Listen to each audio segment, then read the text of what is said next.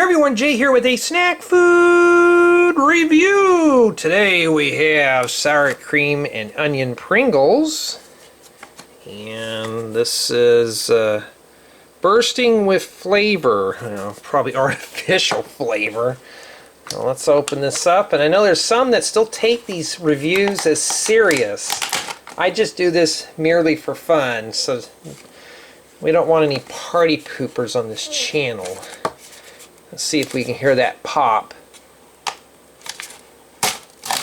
Yeah, kind of. So it's sealed for our protection. That's pretty much how full it is. It's about up to here. What do you say that's about? Probably about 85%, maybe 90%. Don't really see anything broken at the bottom. This is what one of these are. They're not greasy. Let's see if it does taste like sour cream and onion.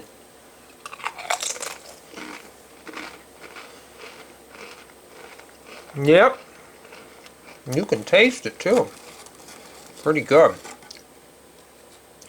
Here's one that's broken.